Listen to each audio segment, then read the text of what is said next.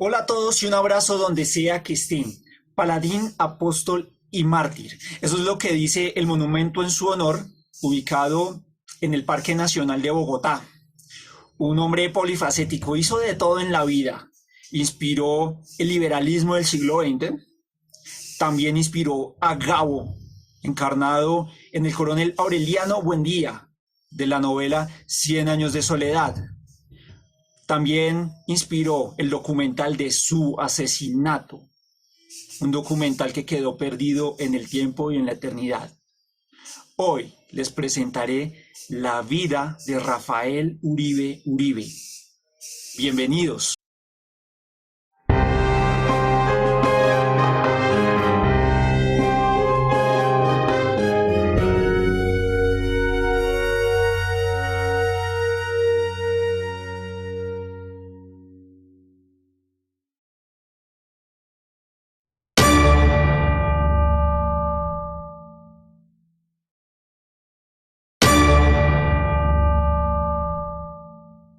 Nació en Valparaíso, Antioquia. Era el cuarto hijo del matrimonio de María Luisa y Tomás, el fundador de Fredonia, Antioquia. Era un niño muy inteligente, muy retraído y muy tímido al mismo tiempo. A los 17 años, antes de terminar el colegio, se enroló al ejército del Cauca. Fue su primera guerra civil. En la batalla de los Chancos, cerca a Buga, fue herido de bala en la rodilla. Después de esa guerra se ganó una beca para estudiar Derecho en la Universidad del Rosario, en Bogotá, y como compromiso adquirido por esa beca, tuvo que trabajar como profesor multimaterias en la Universidad de Antioquia, hasta dictó educación física. Y luego trabajó como procurador del Estado. Todo venía tan perfecto, tan tranquilo, divinamente para ese joven abogado, pero le llegó la guerra otra vez. Si a Sucre, a nuestro señor Phelps, le asignaban misiones todo el tiempo, a Uribe se le atravesó la violencia hasta el último día de su vida. Ahora es un coronel liberal, radical, que en 1885 mató a uno de sus soldados de la tropa. ¡Uy! ¿Y eso por qué?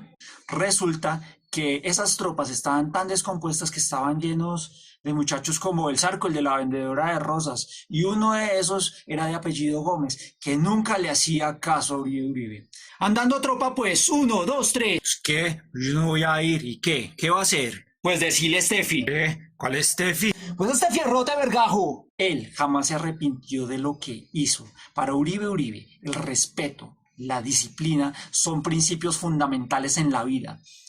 Y eso lo dijo en su juicio y al final quedó absuelto. Luego de ese escándalo se animó a labrar la tierra otra vez. La agricultura le apasionaba, le encantaba. Siempre creyó en la importancia de una reforma agraria para modernizar el campo. Importaba semillas de pasto, frijol, papa, para mejorar las especies propias. Al llegar a Fredonia, el pueblo de su padre, fundó la hacienda Gualanday en 1892. Convirtió una selva llena de matorrales en hermosos cafetales, convirtiéndose así en el pionero de la industria cafetera. Un año después, al regresar a Bogotá, administró varios cafetales en Cundinamarca, especialmente en Biotá y Tocaima. Luego confundó el antecesor de la Federación Nacional de Cafeteros.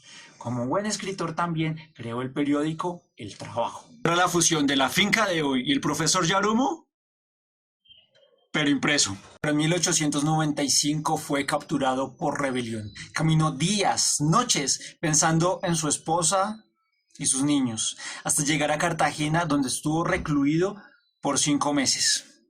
Libre, con las baterías recargadas, se lanzó al Congreso, a las elecciones y ganó. Fue elegido representante por la Cámara, el único liberal, contra 60 conservadores. Un experto en sobrevivir al bullying.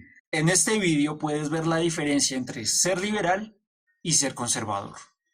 Ahora es un congresista que denuncia fraudes electorales y otras irregularidades. Por ejemplo, la Constitución del 86 decía que para que tú fueras un congresista, un parlamentario, tenías que ser mayor de 25 años. Pero en ese momento el poeta Guillermo Valencia se posesionó en el cargo sin cumplir con esa condición. El gobierno se robaba las elecciones, corrupción, el país seguía atrasado y todo eso llevó a Uribe a convencerse plenamente de que Steffi era la única solución para crear una Colombia mejor. Esa cura fue peor que la enfermedad. La Guerra de los Mil Días, que empezó en 1899, destrozó al país. Y Uribe, como general liberal, era consciente del daño, porque peleó en el frente con sus soldados, presenció la barbarie sin fin y veía muy cerca la pérdida de Panamá si seguíamos en una pelea sin sentido que no ganó. Les contaré más de la Guerra de los Mil Días cuando este canal llegue a los 1000 suscriptores. Así que prefirió firmar la paz, pero de nada sirvió, porque Panamá se independizó. Y Uribe dejó todo a un lado y aceptó trabajar como diplomático en la Argentina y Chile. Ya en 1906 Colombia fue invitada a la Conferencia Panamericana. Según Uribe, no debíamos ir, y se lo escribió en una carta a su jefe, el ministro de Relaciones Exteriores. Argumentó que no tiene sentido ir a una reunión donde todos hablan de soberanía, pero Estados Unidos nos la robó, nos la violó 3 años atrás, y todos los países del continente en ese momento, excepto Ecuador, se quedaron callados. Oiga, hermano, valórese. Fin de cuentas, fuimos a esa conferencia. Entonces regresó al Congreso de la República como senador de Antioquia. Ya no era tímido, no era guerrerista, ahora era valiente, pacifista. No sembraba café, sembraba ideas. Él hablaba de socialismo de Estado, que era más bien un Estado benefactor. Jamás estuvo de acuerdo con lo que ahora llamamos el socialismo. Él lo llamaba socialismo de abajo arriba, el que ataca la propiedad privada, el capital, denigra la religión, el orden y promueve el culto a la personalidad. Para Uribe, todos los cambios debían ocasionarse de arriba a abajo. El Estado es el que debe resolver los conflictos entre las clases sociales, impulsar la economía, disminuir la desigualdad y promover nuevos sectores económicos productivos en caso de que no exista la iniciativa individual. Para aclarar todo esto, puedes checar este video sobre derecha e izquierda política.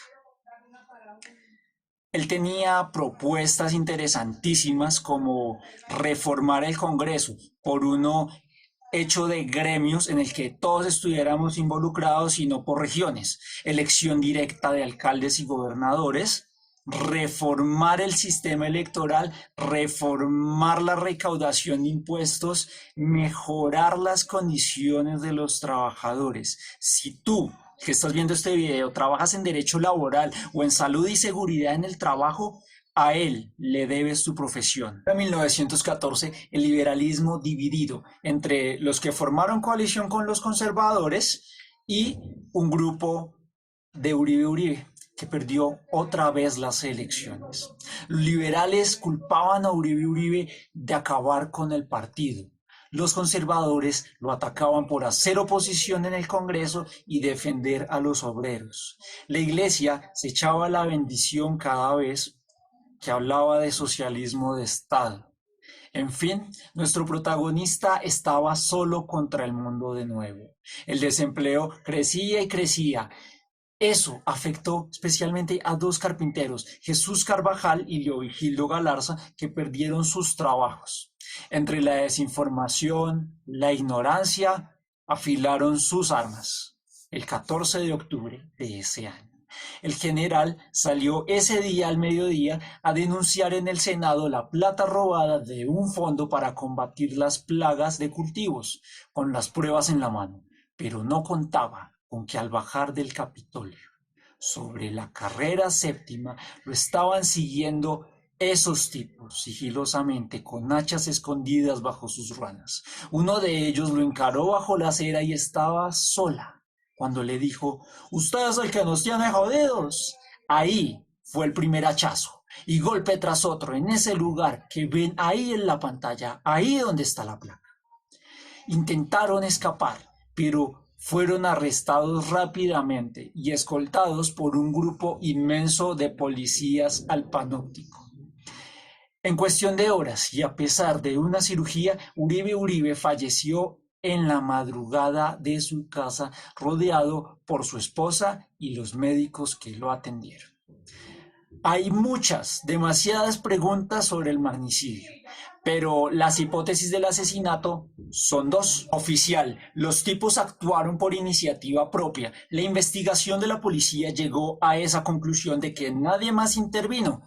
Ambos tomaron unas cervezas y se motivaron a cometer el homicidio. Punto. Los asesinos insistieron en esa versión y fueron condenados a 20 años de cárcel cada uno. La del complot. Esa es la más defendida por el historiador Rodrigo Llano. Él afirma que hubo una conspiración entre líderes liberales y conservadores junto con la Iglesia Católica y la policía. Un colombiano residente en Caracas de nombre Manuel Pinzón Uzcategui le escribió al periódico El Tiempo que 3 días antes del asesinato había llegado la noticia de la muerte trágica del general Uribe con hachazos, cuando en esa época un mensaje a Venezuela tardaba 20 días en llegar. ¡Hágame el favor! El abogado Marco Tulio Anzola llegó a la misma conclusión después de leer 1000 folios del expediente e interactuar con varios testigos. Incluso trabajó en el panóptico solo para hablar con Galarza y Cabrera y fue amenazado en múltiples ocasiones. El ataúd de Rafael Uribe iba seguido por 64 carrozas con coronas rumbo a la Catedral Primada y una enorme multitud que no paraba de llorar mientras el inspector asignado en la investigación, Lubin Bonilla, fue enviado a Arauca por comenzar a sospechar fuertemente de su superior, el director de la policía, Salomón Correal, y nadie quiso hablar por miedo.